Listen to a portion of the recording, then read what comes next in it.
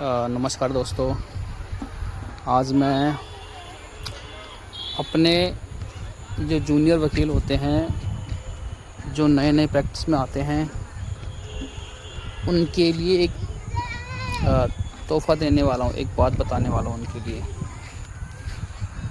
जो भी pass out होके आए हैं या उनको 1-2 साल का कोर्ट का आने जाने का प्रैक्टिस है और उनकी इनकम नहीं हो पा रही कोर्ट से। क्योंकि देखा जाता है अक्सर कि भाई उनकी आने जाने में ही उनका किराया नहीं निकल पाता।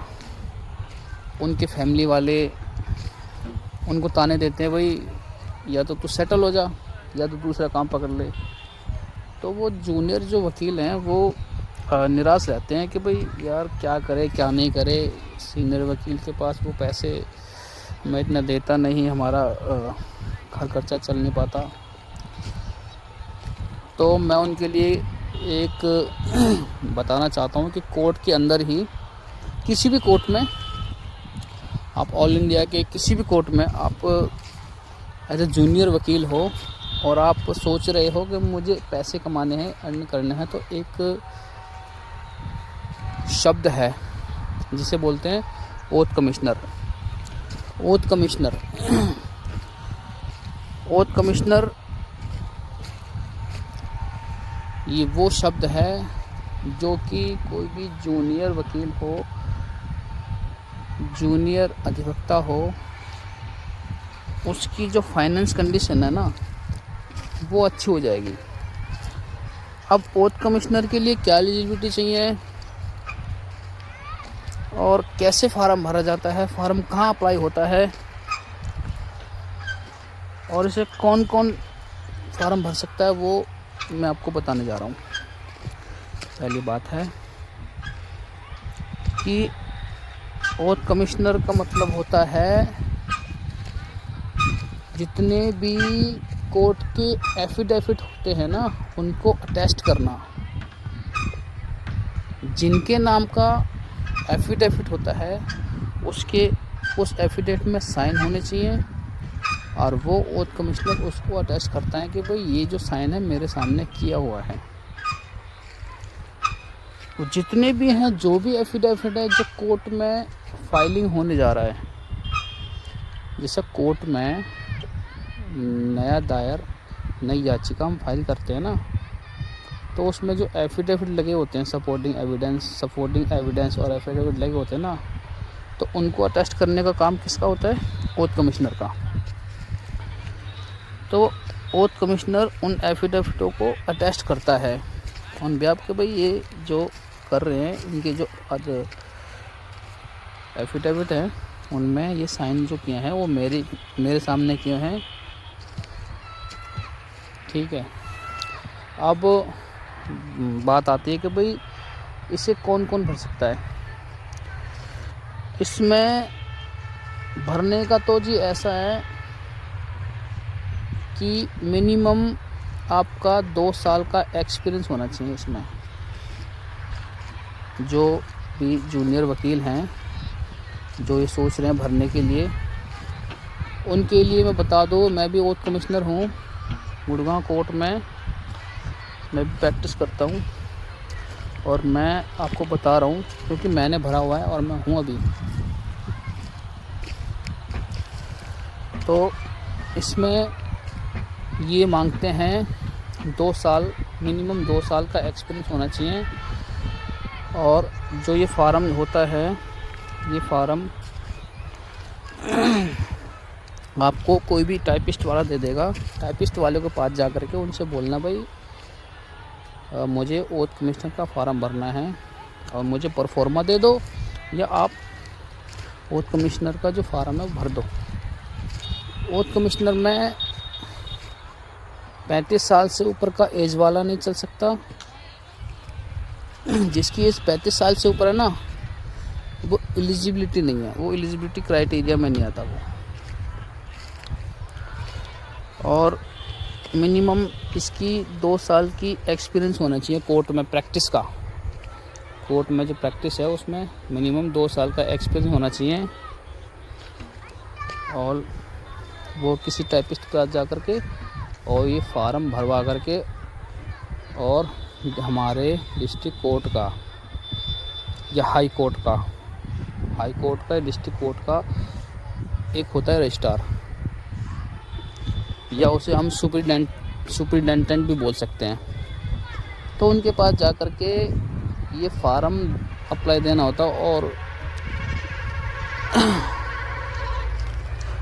वो तो आपको पता ही है कि भाई इसमें लॉ की डिग्री होनी चाहिए, ठीक है, bar council, state bar council से इनरोलमेंट होना चाहिए और फिर डिस्ट्रिक्ट बार काउंसिल में उसका इनरोलमेंट होना चाहिए। उसके बाद 2 साल का काउंट होता है, उसके बाद होता है 2 साल का काउंट। कहने का मतलब ये है मेरा, ठीक है जी। और फिर आप वहाँ पे आप एप्लीकेशन देते हो और एक एप्लीकेशन जाती है हमारे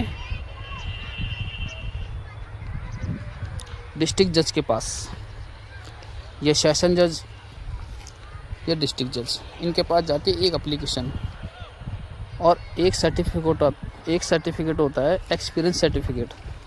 वो हमारे बार का प्रधान होता है, वो निकाल के देता है वो सर्टिफिकेट ओरिजिनल। उसमें वो सर्टिफिकेट उस फार्म के अंदर लगता है और इसके 2 सेट होते हैं। मार्कशीट में आपको बता दूं क्या क्या लगते हैं डॉक्यूमेंट में आपके स्टेट बार काउंसिल का आपका सर्टिफिकेट लगेगा और आपकी जो आईडी बनी हुई हो बार की, बार एसोसिएशन की, और एक हाई कोर्ट की जो आईडी कार्ड होती है ना वो लगी हो, और एक्सपीरियंस सर्टिफिकेट, और 10वीं 12वीं और ग्रेजुएशन की मार्कशीट। ग्रेजुएशन की मार्कशीट के साथ यदि आपने लॉ की पढ़ाई करी हो ना, लॉ का सर्टिफिकेट वो भी चलता है, वो भी लगेगा। और एक आधार कार्ड। और यदि आप कोई कास्ट वार्ड से रिलेट करते हो या SC BC OBC यदि आप देना चाहते हो तो वो भी आप लगा सकते हो। जो डॉक्यूमेंट आपने स्टेट बार काउंसिल में कहीं भी हो, दिल्ली का हो, हरियाणा का हो, पंजाब का हो, राजस्थान का हो, छत्तीसगढ़ का हो, हिमाचल प्रदेश का हो, कहीं का भी हो, कहीं की भी स्टेट हो, जो सर्टिफिकेट जो डॉक्यूमेंट आपने स्टेट बार काउंसिल में लगाए हैं वही डॉक्यूमेंट आपके यहीं लगने वाले हैं। और एक एप्लीकेशन जाती है डिस्ट्रिक्ट एंड सेशन जज को, और ये 2 सेट बना करके आप एज ए सुपरिटेंडेंट को या फिर रजिस्ट्रार को आप जमा कर दें, ठीक है जी। और अब ड्यूटी उनकी है कि भाई वो आपको 1 महीने में दे, 2 महीने में, 3 महीने में आपका ज्वाइनिंग लेटर आ जाएगा। जैसे आपका ज्वाइनिंग लेटर आ जाएगा, वो ज्वाइनिंग लेटर आता है स्टेट के हाई कोर्ट से आता है। स्टेट का जो हाई कोर्ट है ना, वहाँ से आता है ज्वाइनिंग लेटर, वही अपॉइंट करते हैं। और जो ये अपॉइंट करते हैं, किसी का 1 साल का होता है, किसी का 2 साल का होता है, किसी का होता है 3 साल का। तो ऐसे होता है। जिसकी एज ज़्यादा होती है तो वो उसको चलो भाई दे दिया 1 साल के लिए दे दिया, जिसकी एज कम है तो उसको 2 साल का दे दिया। कोई SC या BC का कोई बच्चा है, स्टूडेंट है, तो उसको 3 साल का दे दिया। ये अलग अलग स्टेट का अलग अलग हिसाब है। वो जो स्टेट की जो कमेटी होती है ना, स्टेट की जो कमेटी होती है वो रिकमेंड करती है कि भाई इस बच्चे को कितना साल दिया जाए, ठीक है। आप 2 साल, 3 साल, 1 साल निकलने के बाद आप इसको रिन्यू भी करवा सकते हो। रिन्यू का भी वही प्रोसीजर है जो आप अभी कर रहे हो, ठीक है जी। आई होप मैंने आपको डिटेल में बता दिया होगा कि भाई ओथ कमिश्नर कैसे बने, ओथ कमिश्नर की क्या एलिजिबिलिटी है, क्या क्राइटेरिया है, और मैं तो कहता हूँ जो जूनियर बच्चे हैं वो इस चीज़ को अप्लाई करें।